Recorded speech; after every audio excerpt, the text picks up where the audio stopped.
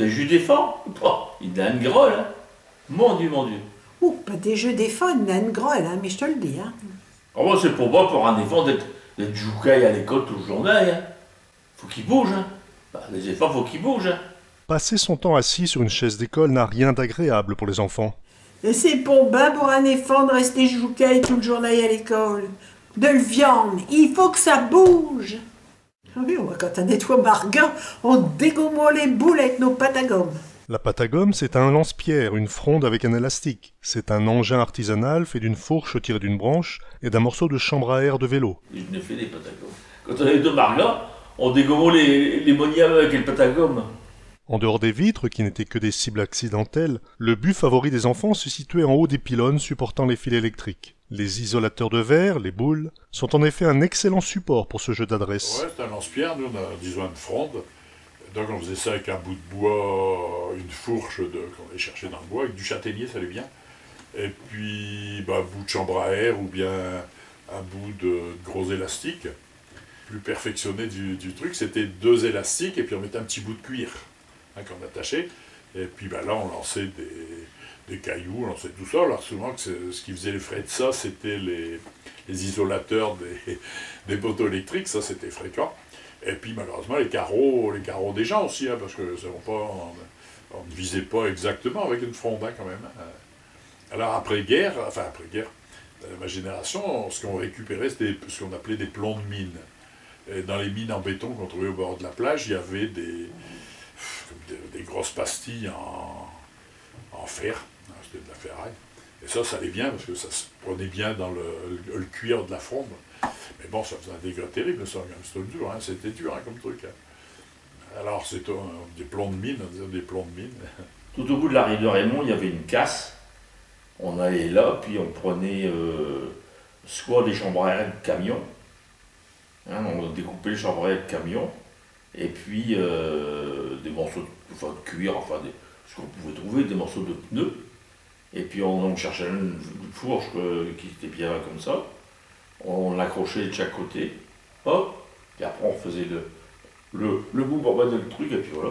Ça, il faisait la pâte à gomme qui marche le mieux. Hein. Ah, moi j'étais costaud en plus. Donc la rue Ostuguet, j'allais là chez ma grand-mère, puis après avec le cousin, on allait, parce qu'il n'y avait rien là, c'était des pâtures. Hein. On allait dans les pâtures, on traversait tout, et puis on allait jusqu'au blocos. Hein, au blocos pour s'amuser avec les blocos et tout le Bataclan, quoi, avec les canons, on faisait tourner les canons, il y avait des canons qui tournaient, hein, et ça tournait quoi, des gros canons énormes, là. Hein, près du portail, il y avait un gros canon, là, ou à l'endroit du jardin du portail. Mais ma femme, elle y allait jouer, avec ses cousins, et c'était leur territoire en Porte-de-Loire, donc elle chassait les boulonnais à coups de pâte à gomme et de sarbacane. Tu vois, elle m'a dynamité au début, puis elle s'est mariée avec. J'ai vraiment, c'est incroyable ça. Un pistard, c'est un pistolet en bois fabriqué avec des morceaux de bois. Ouais, on faisait des pistolets en bois avec un bout de bois, tout ça. On était moins compliqué que maintenant, puis peut-être plus ingénieux aussi. Hein. Une branche d'arbre qui était un petit peu. Qui avait une forme qui pouvait ressembler à un pistolet, avec deux trucs, hop, ça y est, on le coupait, puis on faisait avec ça. Puis les plus doués, on prenait un morceau de bois, puis on taillait un pistolet dedans, tout ça. Hein, c'était. Alors, puis on clouait, tout ça, qui ressemblait pas vraiment à un pistolet, mais c'était. Puis après, les mitraillettes. Alors là, les mitraillettes, c'était encore plus perfectionné, hein, mais plus facile à faire, du moins. Oh, qui est bon cette Marga, hein. Avec sa buccoire, là, il assoit des boulettes à travers toute classe. Chez les Margas de Boulogne, un buccoire est un genre de sarbacane, une branche de sureau évidée, dans laquelle coulisse un piston de bois sur lequel on frappe, pour chasser par pression d'air, un morceau de papier mâché que l'on a placé à l'intérieur du tube. Par extension, un buccoire peut être une sarbacane où l'on souffle dedans. Voilà, on faisait ça avec du chéhu, hein, du sureau. Et le sureau, c'est un bois, les petites branches à l'intérieur, c'est comme on arrive à l'enlever, hein, c'est tendre, et on faisait des buccoirs avec ça, ouais, c'était pour lancer des boulettes, une sarbacane. Avec le butoir, il lançait des boulettes à travers la classe. Pam!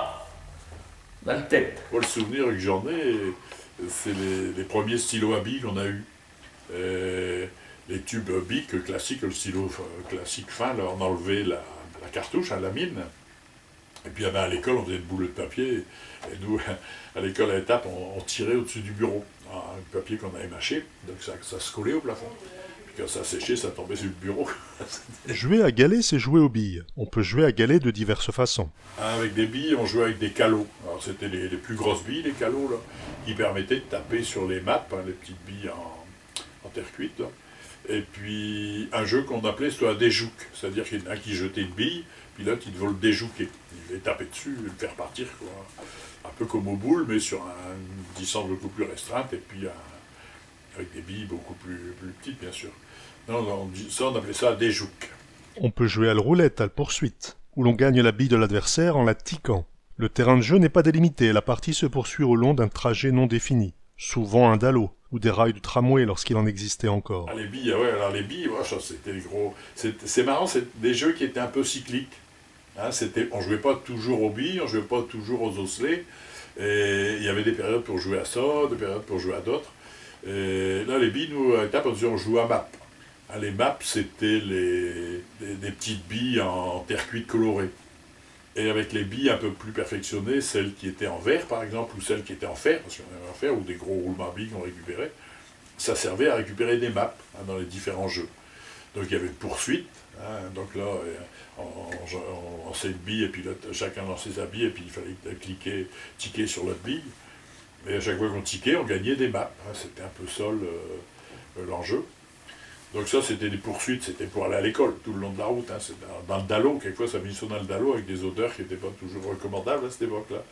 Jouer au cuit, c'est jouer aux billes dans un carré tracé sur le sol, chacun déposant un même nombre de billes qu'il s'agit d'enlever pour les gagner. Et puis, l'autre jeu qui était plus statique, disons, quand on était à un endroit précis, c'était de rassembler tous des maps. Chacun y mettait, on disait, par exemple, A3 ou A4, puis il fallait mettre 3 maps ou 4 maps chacun. Ça faisait un rassemblement de maps, et puis avec chacun avec sa bille, essayer d'en dégommer, faire sortir du cercle ou du triangle. Et ceux qui étaient sortis, on les récupérait pour soi. Donc on faisait le compte après, qui c'est qui en avait le plus, tout ça. Jouer au pot, c'est le même principe, mais la difficulté est un peu plus grande, car le carré est remplacé par un trou dans le sol. Alors les maps, c'était quelquefois des soucis à l'école, parce que les grosses en fer, on avait ça dans ce poche, puis les gens, ils s'amusaient, l'enfant, il s'amusait avec, puis dans le temps, il faisait tomber. Alors, un style, c'était confisquement, ça fait confisquer ses agates. Les agates, c'était celles qui étaient en verre. Alors, il y avait des œils de tigre, il y avait tout ça, tous des noms différents à cette époque-là. Jouer au poké, c'est jouer aux billes, où chaque joueur établit une pyramide de billes qu'il faut faire effondrer. Et c'était vraiment des billes, c'était vraiment de la terre cuite, les maps. Il y avait une société, j'avais vu ça à la télé un coup, dans le Jura, qui faisait ça. Alors, ils mettaient de l'argile, puis c'était comme une bétonneuse, une bétonnière, ça tournait. Donc, ça finissait par s'agglomérer en petites boules. Puis après, ils mettaient du colorant, donc du rouge, du vert, tout ça en top, puis ils les laissaient sécher, ça faisait les maps, ça se fait encore. Au Tour de France, je joue au Tour de France, avec des billes et puis des coureurs, quoi. On jouait ça souvent sur le sable quand on allait à la plage. On faisait un Tour de France nous-mêmes avec des routes, tout ça, et puis on faisait un concours, qui arrivait le premier. Toujours pour les billes, on peut jouer au serpent ou au Tour de France. Un trajet sinueux est établi, soit à la craie, soit de préférence avec les mains croisées si l'on dispose d'un emplacement de sable de terre. Chacun avance sa bille à tour de rôle, mais il est interdit de passer hors du circuit. Par contre, il est recommandé de sortir l'adversaire si l'occasion s'en présente, car dans un cas comme dans l'autre, il faut recommencer au départ. Le gagnant est bien sûr le premier arrivé à l'étape. Il a droit, pour la partie suivante, à utiliser la bille jaune du vainqueur. Dans la plupart de ces jeux, un certain nombre de règles d'une partie sont définies avant son début. Elles permettent aux plus malins de se présenter en position de force. Tout d'abord le rang. Suivant le cas, on annoncera prum, pour commencer, le premier, puis deuze, et puis troise, ou à l'inverse, derne, ou avant-derne. Le lancer de billes, al ticket, signifie que l'on jouera en lançant des billes avec le pouce replié sous l'index. Sinon, le mode de lancer peut être libre. Le chemin, il peut être sans dégâts, c'est-à-dire sans possibilité de dégager les obstacles, ou bien l'inverse, avec dégâts, c'est-à-dire la possibilité de dégager les obstacles éventuels. On y ajoutera parfois une autre difficulté, sans dégâts roule, ce qui signifie qu'on doit aller au but directement, sans faire rouler les billes. Alors après, là c'était c'était l'été, au moment du Tour de France, là on faisait un circuit, et puis il fallait le suivre avec les billes. Alors les billes, on les utilisait soit en les lançant, soit le ticket. Il fallait faire une chicnette comme ça avec son doigt pour le faire pousser. Alors c'était pas évident, c'était dur au bout d'un moment à taper comme ça sur le bille. Hein. Le Tour de France, ça se faisait beaucoup comme ça, le ticket. Au printemps, on jouait aux billes et aux garelles, les osselets. Ah, ça, j'ai joué aux osselets, c'est tous des concours qu'on faisait à cette époque-là. Les garelles, c'est le jeu des osselets. À l'origine, dans l'Antiquité, on jouait avec des astragales de jeunes moutons. Ces petits os du tars sont une forme particulière leur permettant de se glisser à la racine des dos. Nous, on disait des osselets. Ouais, mais c'est vrai qu'ici à Boulogne, j'ai plutôt entendu parler de garelles que d'osselets. Ouais. Alors on récupérait effectivement, c'est vraiment des osselets. Hein. Moi j'ai vu des jeux, ben, je ne sais pas si je n'avais pas encore à la maison, où c'était vraiment des osselets, des os de mouton, hein, des petits os de mouton. Et puis bon, après, on a eu en plastique, on a eu en terre cuite aussi, je crois bien. Hein. Mais ça avait toujours la forme de l'os, de petit os de mouton. Par contre, les os de mouton, c'était beaucoup plus gros que ceux qu'on trouvait là. Alors il y en avait, ben, je ne sais pas comment ça se joue encore maintenant, mais c'était 4 ou 5, je crois. Il y en avait 5 d'une couleur et une 6e d'une autre couleur. Hein. Souvent, c'était ça. Alors bon, le principe, c'était, on mettait tout sur la table comme ça. Hein, et puis avec celui qui était de couleurs différentes, on devait le lancer, puis là, on en rattrapait un, après on en rattrapait deux. C'est un jeu qui était réapparu il y a une paire d'années. Et nous, ici à la Beurrière, on avait fait des ateliers entre nous et puis une maison de retraite, là, Gaston Houzel, ici à Boulogne. Et on avait retrouvé tous des vieux jeux comme ça, domino, les jeux d'osselets. Donc on allait là-bas, et puis pour que les anciens expliquent aux plus jeunes, justement, ces jeux-là. Et en fait, quand les plus jeunes, ben, souvent, ils les connaissaient. Ils ne jouaient pas longtemps avec, mais ils les avaient connus, ou ils avaient joué un moment avec ça. Nous, on les faisait sauter en l'air, puis il fallait les rattraper sur la main. Et c'est celui que... Alors, il y avait des couleurs, il y avait des noirs, des blancs, des rouges. C'était les points selon la taille de l'osselet, puis la couleur. Donc il fallait les lancer en l'air, c'était celui qui en rattraperait le plus sur ses mains sans les faire retomber forcément. Jouer à garelle, c'est jouer aux osselets. Garelle a le sens de pied-beau. On peut trouver une certaine similitude entre un pied-beau et une patte de mouton. À Boulogne, les osselets étaient souvent des petites pierres plates taillées ou des morceaux de carrelage en grès façonnés par les concurrents eux-mêmes sous forme de pièces rondes de 2 cm environ. Ce jeu était fort en usage chez les jeunes matelots. De nos jours, les osselets artificiels du commerce sont en métal ou en plastique et sont plus petits que les osselets de mouton. Jouer au babé, c'est jouer à la marelle. Ce jeu est plutôt réservé aux filles, mais sans exclusivité. Ah oui, nous, mais dans le temps, j'aimais bien jouer au babé. On faisait des babés dans le cours, tu sais, on partait de la terre, 1, 2, 3, et puis on faisait 4, 5, 6, et puis après on faisait le ciel. Alors le but du jeu, c'était d'arriver à partir de la terre jusqu'au ciel, en sautant dans tous les numéros, mais sans mettre les pieds sur les traits. Et puis il fallait revenir après. Ouais, moi, c'était pas ce moment qu'on connaissait, on jouait au Canada, on appelait ça. En fait, quand c'était une marelle, hein, et ça finissait au ciel, en haut. Hein, alors c'était il y avait 2 cases, une case, 2 cases, une case, et ça finissait en dernier avec un demi-cercle, qui était marqué ciel souvent d'ailleurs, marqué à la craie, hein, par terre. Et puis il y avait des moments où des petites variantes, je ne sais pas à quoi ça correspondait, mais on sautait comme ça, puis quand on arrivait au bout, on devait dire Canada, puis on se retournait, mais on devait sauter en se retournant pour repartir dans l'autre sens et revenir au début. Mais c'était beaucoup de jeux de filles, ça, plus que de garçons quand même. Hein. Les enfants peuvent également jouer à la corde. La corde est un jeu mixte, à prédominance féminine. Elle s'accompagne de comptines spécifiques, soit françaises, la tour Eiffel à 400 mètres, soit d'origine plus locale, le moulin de la falaise, etc. On jouait à la corde à sauter, et puis on chantait, mais qu'est-ce qu'on chantait, je ne me rappelle plus. Il fallait de plus en plus vite, après on faisait des doubles, il fallait sauter vite, vite, vite, et puis pas se prendre les pieds dans le corps. C'était à celle qui tiendrait le plus longtemps. Alors, la corde, ça se faisait quelquefois avec les garçons, parce que c'est vrai que les filles arrivaient à sauter quelquefois à 2 cordes, hein, 2 cordes en même temps. Alors bon, les garçons, c'était un petit peu un défi pour eux, ils essayaient, ça arrivait de temps en temps qu'ils essaient à ce jeu-là, mais les filles, il y en a qui étaient championnes à ça. Hein. On a joué à l'élastique aussi. L'élastique, les gosses, ils jouent encore plus ou moins à l'élastique. Il faut être au moins 3 parce qu'il y en a 2 qui mettent les pieds dans les élastiques et puis celui du milieu, alors on met un pied sur un élastique et puis un pied sur l'autre et puis au milieu, puis on ressort, puis on repart. C'est toute une affaire de temps, mais ça passe au bas le temps. Les enfants peuvent jouer à la trottinette. On disait dans le temps, patinette plutôt que trottinette. Ouais, une patinette, ouais, une patinette. Nous, dans notre quartier, à Étaples, il y avait le fils du boulanger qui avait une patinette à pédale. C'était une trottinette, puis il y avait une pédale, on appuyait dessus. Donc il y avait une chaîne qui entraînait une roue à l'arrière. Ouais, il avait une vitesse du diable, c'était le fils Bayard. Bon, c'était l'événement, une trottinette à pédale. Oh, la patinette, j'aime pas, mais j'aime d'abord. C'est le premier cadeau de Noël dont je me souvienne. C'était une trottinette, donc une patinette. Elle était verte, et une trottinette à pédale. Donc il fallait bien tenir sur son machin, puis appuyer sur la pédale et le bazar. À cette heure, ils ont des trottinettes électriques, mais ils avaient programmé de sport. Tandis que, mais comme trottinette à pédale, ben, t'allais galoper derrière ma dos, je te le dis.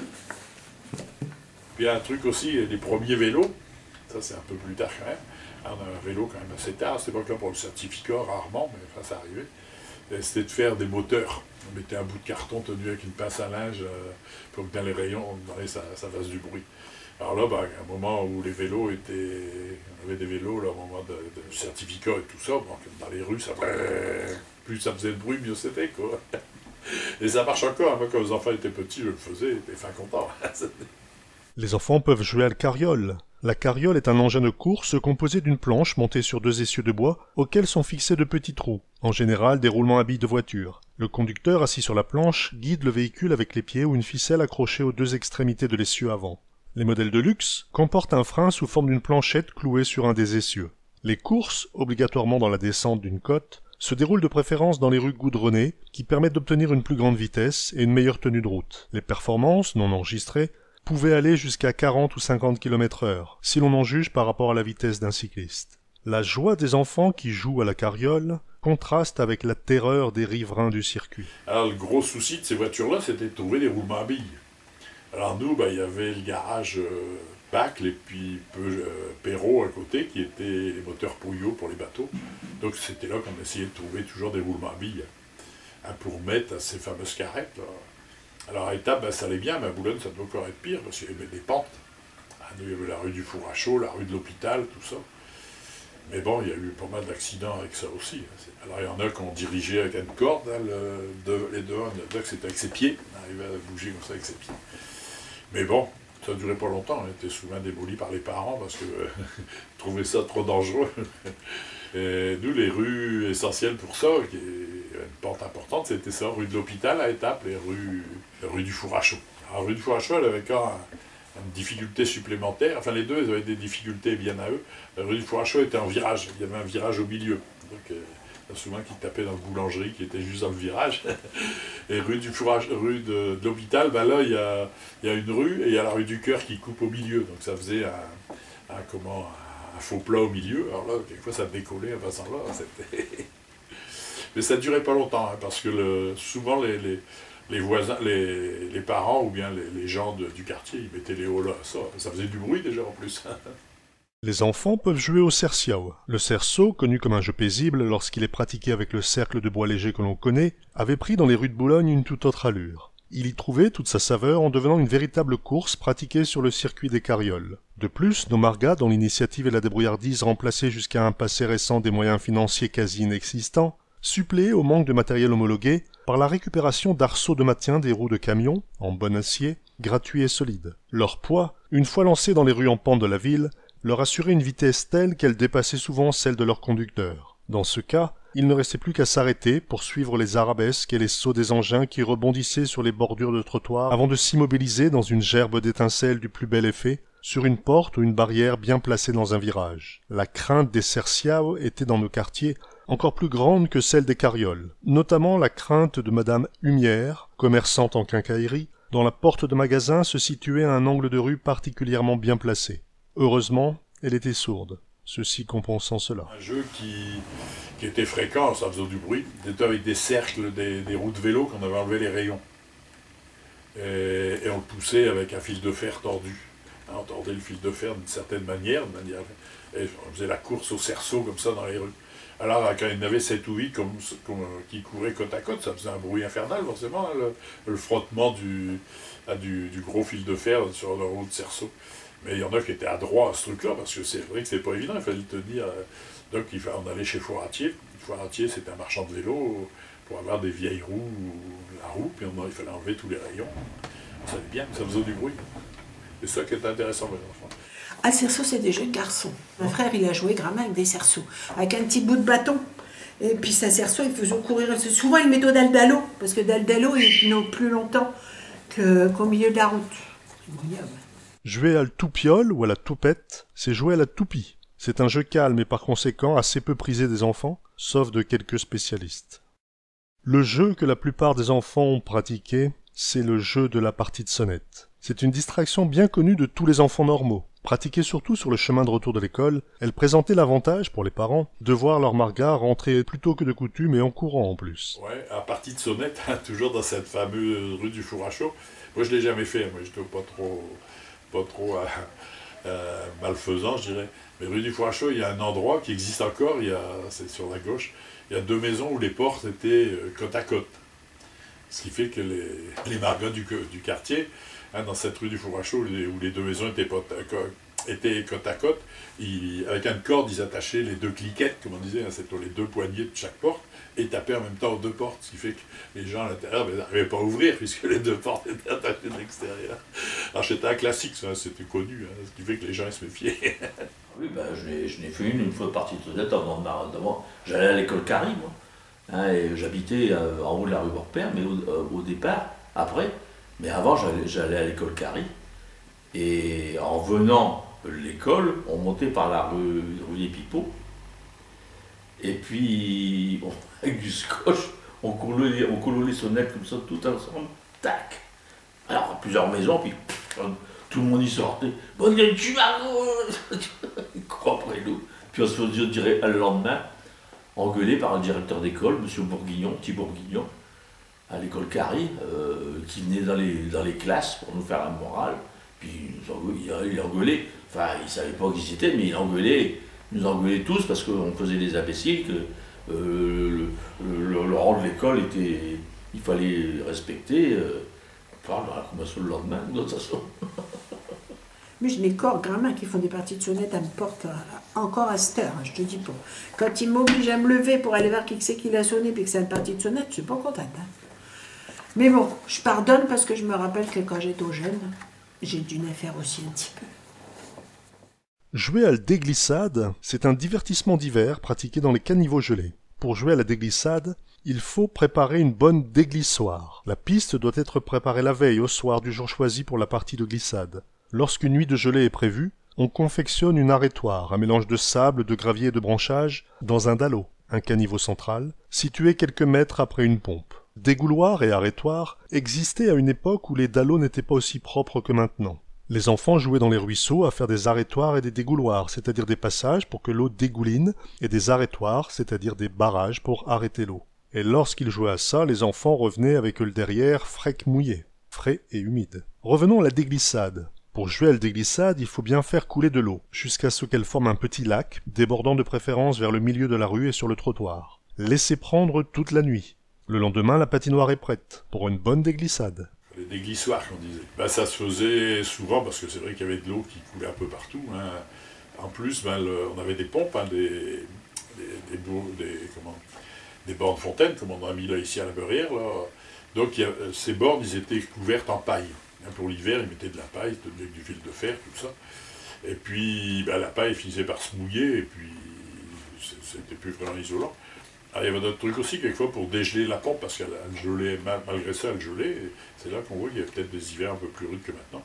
Il y en a qui mettaient le feu à la paille. Donc au bout d'un moment, quand tout allait brûler, ça ne faisait plus isolante pour le reste du tout. Ce qui fait qu'il y a des moments, ils ouvraient un petit peu l'arrivée d'eau. Ça coulait en permanence doucement, de manière à ce que ça ne gèle pas, quoi. Et puis ça finissait par s'étaler. Et puis on faisait des glissades là-dessus, des glissoirs là-dessus. Jouer aux Indiens consiste à ramper dans les jardins pour y cueillir des fruits qui prennent à cette occasion un merveilleux goût du risque. Il faut bien sûr éviter la carabine à sel du propriétaire des arbres fruitiers. Jouer au football, c'est jouer au football. À défaut de terrain spécialisé, les buts sont repérés au milieu d'un chemin ou d'une rue par 2 bérets ou autres vêtements. Certains n'aiment pas voir les enfants jouer au football. Les parents qui n'apprécient pas l'état des habits après le match, les voisins qui craignent pour leurs vitres et les marques sur les murs, les jardiniers qui confisquent les ballons égarés pour avoir le plaisir d'obliger les parents à aller les réclamer. À noter qu'en absence de balle, un béret peut utilement s'y substituer, voire une carnasse, un sac d'école. Ah ouais, oui, les équipes de ballon, alors là, c'était des équipes de quartier, tout ça. Alors bon, on n'avait pas de ballon, hein. Enfin pas de terrain, on jouait, il y avait un terrain vague. Hein. Et on mettait deux à cache-nez ou bien un pull ouvert qu'on enlevait pour faire la limite du but, puis ça se passait comme ça, quoi. Alors ça finissait quelquefois en bagarre aussi, hein, les trucs comme ça. Il n'y avait pas d'arbitre, hein, c'était chacun qui... Au printemps, un peu plus tard, le printemps, c'était la balle au chasseur. C'était des crans, puis on se tapait dessus avec une balle, si t'étais touché, t'étais prisonnier, enfin tu vois, c'était... Un jeu qui se faisait aussi beaucoup pour les filles, moins pour les garçons, c'est la balle au mur.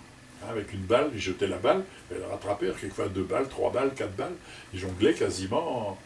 Et alors il y avait des petites variantes, c'est quelquefois sur le mur, ils faisaient un grand cercle à la craie, et il fallait que les balles ils tombent toujours dans le grand cercle, tout ça. Jusqu'à temps qu'il y ait une balle qui tombait, là, c'était le suivant qui prenait le relais, quoi. Ah oui, balle au mur, c'était fréquent maintenant, je ne sais pas si les gens ils accepteraient encore qu'une balle mouillée tape sur leur mur. Mais là, balle au mur, c'était surtout une histoire de filles, ça. Hein. Ouais. Alors, il y avait aussi, il lançait, comme un petit moulin qu'ils appelaient aussi, ouais. Donc, il lançait la balle, petit moulin, il fallait faire ça avant de rattraper la balle. Grand moulin, il fallait faire ça hein, avant de rattraper la balle. Je me retourne, il jetait la balle, il se retournait, il fallait se retourner assez vite pour rattraper la balle quand elle revenait. Ah ouais, le jeu de la balle au mur, il y avait plein de petites variantes comme ça. Moi, je me rappelle que de ceux-là, mais il y a certainement encore d'autres qui étaient ça. Sur un pied, ouais, ça, sur un pied d'une main, ouais. C'était tous des petits trucs qui compliquaient le jeu de départ, quoi. Pour jouer à l'arrosoir, il faut faire tourner rapidement la partie mobile d'une petite pompe boulonnaise et obtenir ainsi suffisamment de pression d'eau pour créer un jet que l'on dirige à volonté vers les camarades, les chiens ou les automobiles qui passent. Pour y parvenir, la main doit bloquer la sortie du tuyau de la pompe et ne laisser passer qu'un filet d'eau. Il faut faire attention à éviter les erreurs de manipulation qui vous mettent personnellement dans l'axe du jet d'eau, sinon en quelques secondes vous seriez trempé. Alors une borne comme on a nous ici en bas à tourner, là, si on bouche l'arrivée d'eau, la sortie, et qu'on tourne, ça n'éclabousse pas vraiment, ça passe un peu partout dans la pompe, hein, puis ça coule partout. Par contre après il y avait des pompes, pour le faire fonctionner c'était une boule sur le côté. On tirait la boule, on la tournait, et là il y avait effectivement de la pression, et là ça arrosait. Ouais. C'est quand il pleuvait vraiment fort. Encore ici, je l'ai fait pas si longtemps, il y a une dizaine d'années. Il pleuvait, il tombait à soupe, des cordes. On avait fait des bateaux en papier. Tu sais, comme tous les gosses, on a fait des bateaux en papier. On était grimpés en haut de la côte. Et puis on mettait les bateaux au dalle d'allô. Puis c'était Bastille qui irait le plus loin sans être démoli. Donc, moi, même encore, à 40-50 ans, je joue encore au bateau. Avec des petits bateaux d'aller d'allô. Quand il pleuvait fort, on faisait des petits bateaux, mais c'était pas drôle avec les petits bateaux. Un bout de bois, ça jouait le rôle d'un petit bateau. Hein. Puis on laissait descendre dans les dallots, hein, dans les rues en pente. Et ça, c'était un truc maritime, bien sûr. Hein. Donc, il y avait, quelquefois, c'était le grand-père qui avait taillé un bout de bois au forme de bateau, hein, puis on le faisait couler. Alors, même qu'il pleuvait fort, on était au dehors pour faire ça. Et ici, on retrouve trace de ça dans pas mal d'écrits. Dans les rues en escalier, comme le dallot, il passait sous les escaliers. Hein, il était à plat sur les paliers et puis il passait en souterrain, disons, en dessous des escaliers. Là, c'était un attrait supplémentaire pour les enfants parce que de temps en temps, ça se coinçait en dessous. Donc, Saint-Baptiste, il n'a pas ressorti, Saint-Baptiste, il n'est pas revenu. Hein, donc, c'était l'attraction ici en plus dans les rues en escalier qu'on ne connaissait pas dans mon secteur, quoi. Un autre jeu intéressant et prisé des enfants est le colin-maillard. On raconte qu'il fut créé pour honorer un brave chevalier qui en 999, au siège de Louvain, eut les yeux crevés par un trait d'arbalète et continua néanmoins de combattre, conduit par son écuyer jusqu'à ce que malheureusement il fût tué. Plus tard, des chevaliers armés d'armes émoussées durent combattre les yeux bandés contre tous ceux qui se présentaient. Le jeu devint bien sûr ensuite beaucoup plus pacifique. Jouer à l'touchette. Jouer à l'touchette, c'est le jeu du touche-touche. C'est un dérivé du cache-cache ou du colin-maillard. Il s'agit de toucher quelqu'un qui alors sera dedans, à votre place, et devra chercher à faire de même. Oui, à touche-touche, on jouait dans main touche, on jouait à chat perché aussi. On jouait surtout à chat. Ça, on jouait à chat dans le cours d'école, alors il y avait le chat, évidemment, et puis tous les autres. Alors le chat, il nous coursait, et il fallait qu'on se joue n'importe où, sur un petit muret, une fenêtre, un arbre, s'accrocher, mais il ne fallait pas que ses pieds touchent par terre. Si le pied touchait par terre, si le chat t'avait touché, c'est toi qui devenais le chat, il fallait que tu courses après les autres. Voilà. On jouait à chat perché, on aimait bien jouer à chat. Jouer à la guise. Pour jouer à la guise, deux camps s'affrontent. Chaque joueur est muni d'un bâton d'environ 1 mètre de longueur et d'une guise ayant elle-même 20 cm de longueur. Un trou est creusé sur les rebords duquel la petite baguette est déposée, de façon à ce que le bâton du lanceur puisse se glisser au-dessous. À son signal, guise, les joueurs du camp adverse répondent « vol ». La guise est alors lancée dans leur direction. Il s'agit ensuite de la renvoyer d'un côté à l'autre, en alternance, au moyen des bâtons, sans qu'elle touche le sol ou le corps des joueurs. Le point est pris lorsqu'un joueur faillit à cette règle. Jouer à tic-tac-toe, c'est jouer au morpion, le jeu où il y a 9 cases et il s'agit d'aligner 3 cases pour gagner. Les Anglais appellent ce jeu tic-tac-toe. Le jeu du tic-tac-toe montre encore une fois l'influence anglaise qui a longtemps perduré dans le Boulonnais. Ouais, le morpion, on faisait par terre avec de la craie. Hein, on faisait un carré au sol, là, avec les cases du morpion. Et puis, donc, on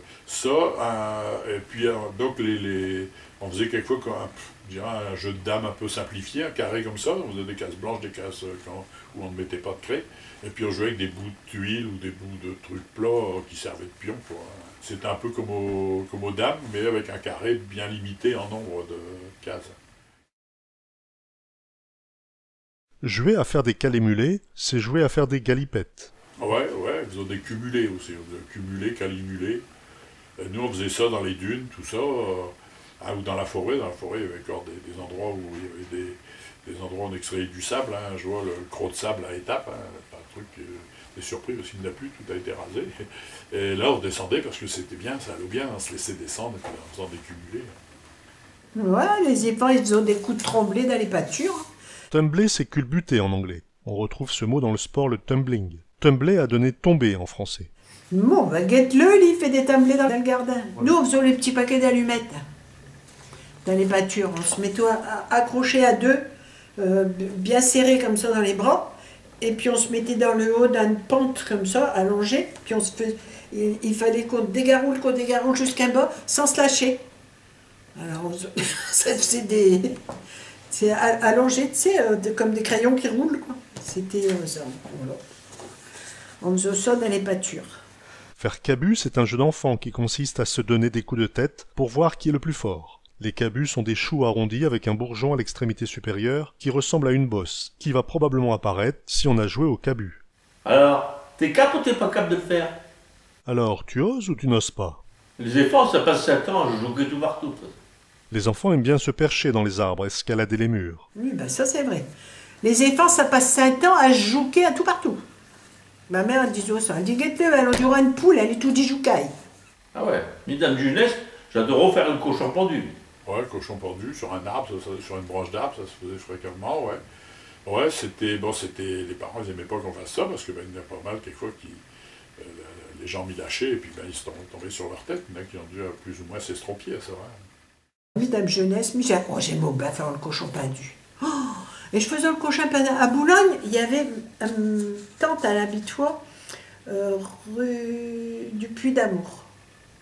Et dans la rue du Puy d'Amour, il y a les escaliers qui mènent sur les remparts. Et entre la porte et les escaliers, il y avait 2 barres, certainement, qui servaient à accrocher les chevaux. Et on se mettait les genoux accrochés là et on faisait le cochon pendu sur les barres dans la rue du Puy d'Amour. L'un des plus anciens jeux est le jeu de barre, qu'un philosophe appelait l'image de la guerre, parce qu'on y faisait des prisonniers. Les enfants se divisaient en 2 camps assez éloignés l'un de l'autre. Chacun avait son capitaine désigné au sort ou choisi par ses joueurs. Celui-ci s'avançait et touchait la main d'un adversaire qui lui courait après et s'efforçait de le prendre avant qu'il n'atteignît son camp. À un moment donné, c'était une mêlée générale. Il y avait 2 manières de gagner la partie. Un joueur, habile, délivrait les prisonniers en leur touchant la main, sans se faire prendre lui-même, ou bien les prisonniers étaient conservés dans le camp adverse, sans pouvoir être délivrés, et c'était le camp qui les avait tous, ou le plus grand nombre, qui était gagnant. Une variante de ce jeu était au XXe siècle, le jeu des cow-boys et des indiens, avec les déguisements qui vont avec. Dehors, les cow-boys et les indiens, souvent. Puis au moment de Davy Croquette. Donc tout le monde se faisait une toque de Davy Croquette. Donc des fois on s'en trouvait 3-4 Davy Croquette, ça allait plus bien, quoi. Ça, ouais. Alors ça, moi, à mon époque, chez Toll, quand je jouais au Petit Jeune Homme. Le Petit Jeune Homme, c'était les premiers films de cow-boy qu'on voyait au cinéma. Donc le Petit Jeune Homme, c'était un peu le justicier qui arrivait au milieu des bandits. Alors, on va jouer au Petit Jeune Homme. Alors, toi tu vas faire le petit jeune homme, c'est lui qui gérait l'affaire, quoi. Alors ça se faisait par quartier, hein, des bandes qui couraient d'un quartier à l'autre, se faisait la guerre en fin de compte, c'était ça. Hein. Et puis ben, on arrivait à faire des prisonniers, hein. Il y en a un qui m'avait marqué étant petit, c'était Jean Gosselin, un gars que j'admirais beaucoup, ce gars-là, qui est mort il y a une paire d'années. Donc entre quartiers comme ça, ils couraient, et puis ils avaient dit, bon, ils ont attrapé Jean, puis ils l'ont ligotaille. Alors ligoté, je ne savais pas ce que ça voulait dire à cette époque-là. Pour moi, c'était terrible ce qui est arrivé. Puis après, ben, il a apparu, bien sûr, Jean. Ah, ça y est, ils ont libéré Jean. Oh, j'étais heureux comme tout, parce que moi, ligoter, c'est le summum de ce qu'on pouvait faire à cette époque-là, quoi.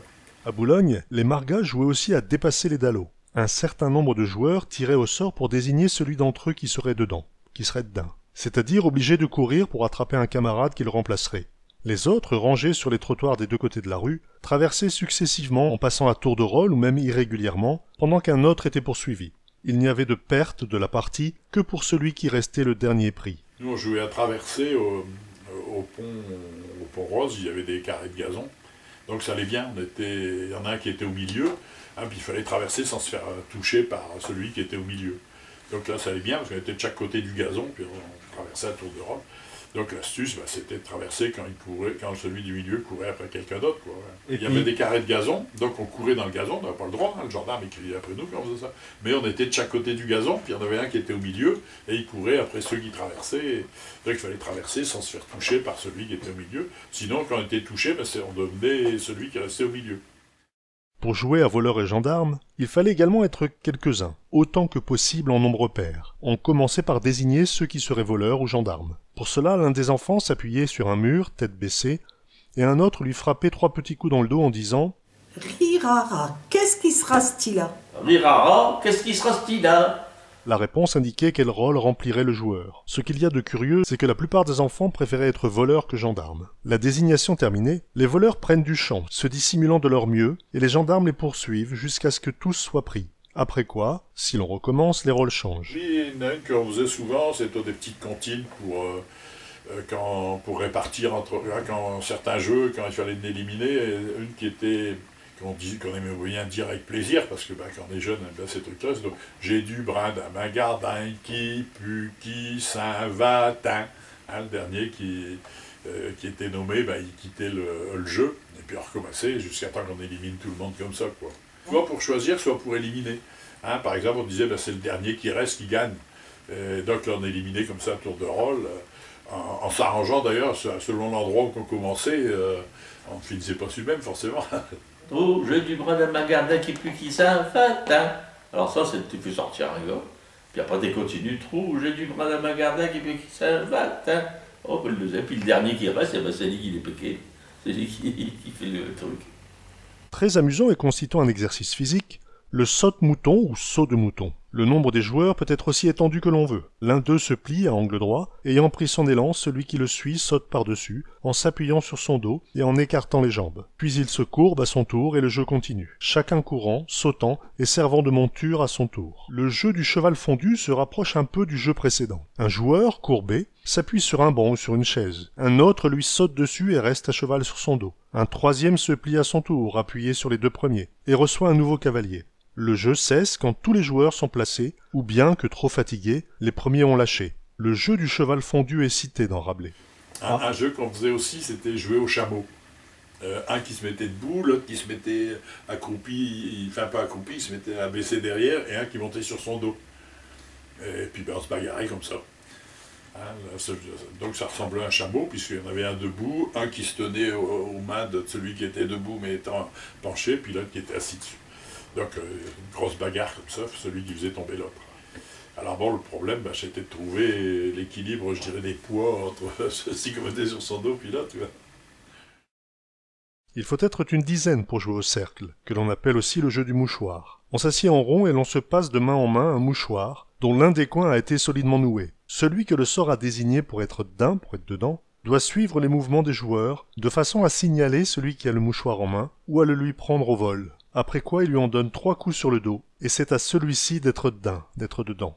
On appelle également ce jeu le jeu du furet. Un cercle, hein, en cercle, et puis ben, on court, et puis on dépose le mouchoir derrière quelqu'un qui doit le retrouver assez vite pour rattraper celui qui vient de le déposer, c'est ça.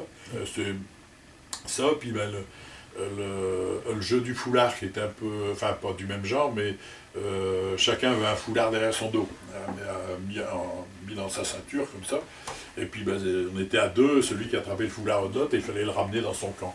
Alors ça se fait encore hein, dans les centres aérés, tout ça, c'est encore des jeux qui se pratiquent. Ça. Alors, ce fameux jeu du foulard, là, quand on tournait, quand il y avait un cercle, là, hein, quand on était assis par terre, et puis qu'il y en a qui tournaient, ils couraient autour, puis déposaient le mouchoir quelque part.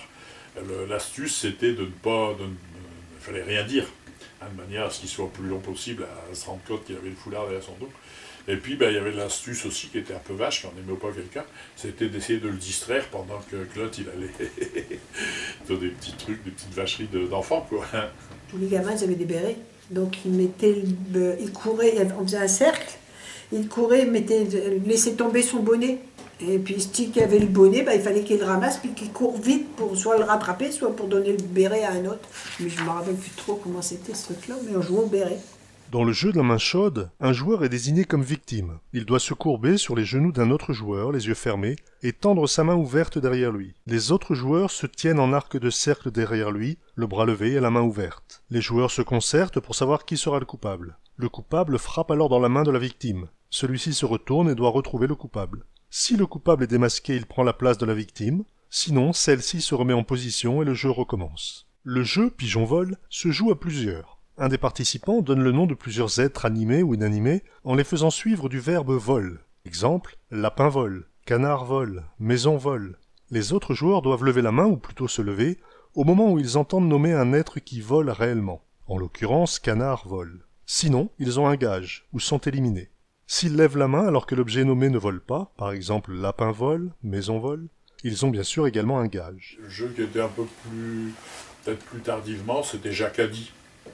Hein, c'était un peu comme pigeon-vol. Hein, à mon époque, c'était plutôt pigeon-vol, maintenant ils disent Jacadie. Jacadie courait, Jacadie marchait, Jacadie, et puis si on dit pas, puis après on dit marcher, hop, Jacadie, Jacques l'a pas dit. Et nous, c'était pigeon-vol. Hein. Tout ce qui vole, il fallait lever le doigt, ou bien se lever, ou bien courir. Quand on énumérait un tas de trucs, puis à un moment donné, je sais pas, pigeon vole, hop, tout le monde devait traverser l'espace qui était prévu pour ça. L'enfance est le moment de la vie qui laisse les souvenirs les plus pérennes. Souviens-toi des bâtons de jus noir quand on était marquants, du réglisse. Oh, c'était des bâtons, ouais, c'était des bâtons longs comme ça. C'était c'est qu'on suçait, quoi, puis à force ça s'est filoché, tu vois, mais... Ouais. Te souviens-tu des bâtons de jus noir quand on était au Margot? Oh, on chico ça. Oh, c'est tout bon. Il y en a 20 corps hein, dans les pharmacies. Il y en a trop de corps. Te souviens-tu des morceaux de réglisse de notre enfance? Et le jus noir, effectivement, c'était des bâtons de zan. Hein, c'est marqué zan, ça faisait des bâtons ronds, puis il y avait une espèce de petite palette, c'était marqué zan dessus. Mais ben ouais, alors les parents n'aimaient pas trop parce que c'est vrai que ça dégoulinait souvent noir comme ça autour. Alors il y avait aussi les bâtons de réglisse. C'était vraiment des bâtons de réglisse de bois, quand on dit, de réglisse de bois, un bâton de réglisse de bois. Ça s'achetait à la pharmacie, ça, à cette époque-là. Mais les marchands de bonbons, ils en vendaient de temps en temps, c'était vraiment un morceau de réglisse de bois. Hein, le bois, la réglisse, c'est un arbre. Et je sais pas où ça pousse d'ailleurs, je crois bien que c'est en Afrique. Et ça se vend encore. T'es surpris, parce que le copain pharmacien, Michel, je n'ai parlé un jour, il m'a dit, tu sais que ça se vend encore. Je te crois, mais il m'a dit, je te narrerai, ça se vend encore. Du réglisse de bois. Alors ça s'est beaucoup vendu au moment où les gens voulaient arrêter de fumer. Parce que de fumer, il y avait un bâton de réglisse de bois comme ça. Alors c'était fibreux, hein, donc avec l'humidité de la salive, ça finissait par se défibrer un peu, puis ça donnait un goût de réglisse, c'était vraiment de la réglisse. Hein. Du réglisse de bois. Ouais, il veut arrêter de fumer et il suce du réglisse de bois. Ouais, on avait les souris à 5 centimes, une petite souris en chocolat. Ça valait 5 centimes à cette époque-là, une souris 5 centimes. C'était pas cher, hein, c'était et c'était du caramel enrobé de chocolat. C'était bon ça. C'était bon. Quand j'étais au Margot dans les 9-10 ans, il n'y avait pas encore gamin d'auto sur les routes. On pouvait jouer dans les rues sans danger. Nos coins préférés, c'est à coup sûr à partir d'Henryville, dans la grande plaine du Porté, un plein dans les pâtures. À cet endroit-là, il y a un grand et bien gardé d'agrément qu'elle ville du Portet a mis à la disposition du public. C'est tant mieux pour les enfants qui peuvent s'y amuser et s'y ébattre. Souvenir d'enfants. Dimanche après-midi, j'avoue à la Magabande. J'ai été visiter le gardien du Portet. J'ai été avec une femme, j'ai vu un grelais de monde, des parrains, des enfants en train de se balader. Et tout en nous promenant dans les allées superbes, les grimpettes, les arbustes, les ponts et les étangs, et je m'ai mis à passer à nos cavales dans l'herbe, dans ces grands espaces nus, livrés à nos 10 ans. Car il y avait des camps là-haut en Henryville, quelques gardins ouvriers et des pâtures tout le long. On allait faire courir nos jeunesses indociles, comme des éléphants des rues, sauvages comme des jolnions.